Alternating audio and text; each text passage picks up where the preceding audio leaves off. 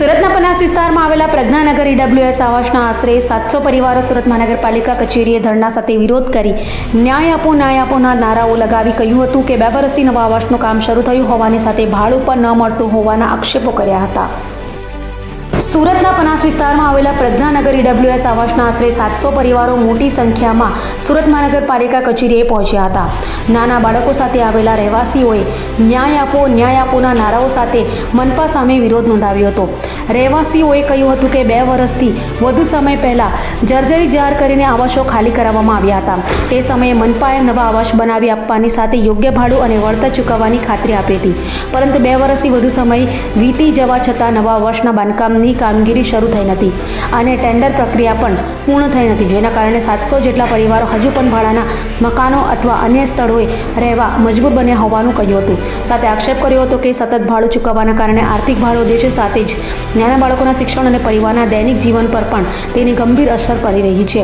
વિરોધ દરમિયાન રહેવાસીઓએ યોગ્ય બિલ્ડરની પસંદગી કરી ફરી ટેન્ડર બહાર પાડવાની, નવા આવાસનું કામ તાત્કાલિક શરૂ કરવાની અને બાકી રહેલું ભાડું ચૂકવવાની માંગ ઉઠાવી હતી। સાથે જ ચેતવણી આપી હતી કે જો વહેલી તકે નિર્ણય નહીં લેવાય તો આગામી દિવસોમાં વધુ ઉગ્ર આંદોલન કરવામાં આવશે।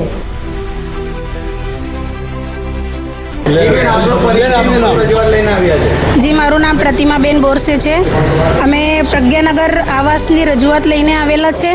અમારા પ્રજ્ઞાનગર આવાસ પનાસમાં જે એસએમસીના ક્વાર્ટર્સ હતા એ 2 કે 2.5 વર્ષથી ખાલી કરી દેવામાં આવેલું છે।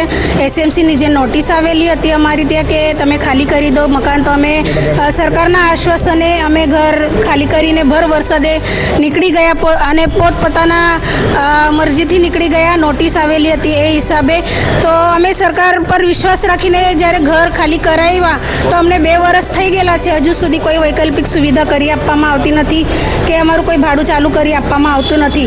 અને અમને આશ્વાસન આપતા છે કે તમને ઘર મળશે, પણ ક્યારે મળશે? જ્યારે પૂછવામાં આવે ત્યારે બધા એવું કે અહીંયા બિલ્ડર ટેન્ડર પાડવાનું ના પડે કે એમને એમ કે પોસાતું નથી, બિલ્ડર હાથ લેતો નથી, એમ કે ત્યાંનું કામ એને પોસાતું નથી એમ કહેવામાં આવે છે। આવી રીતે આશ્વાસન આપવામાં આવે છે, પણ ગરીબ જનતા જાય ક્યાં? 2 વર્ષથી જનતા બહુ પરેશાન થઈ છે અને પરેશાનીથી કેટલાક લોકોનું મૃત્યુ પણ થઈ ગયેલું છે ટેન્શનમાં।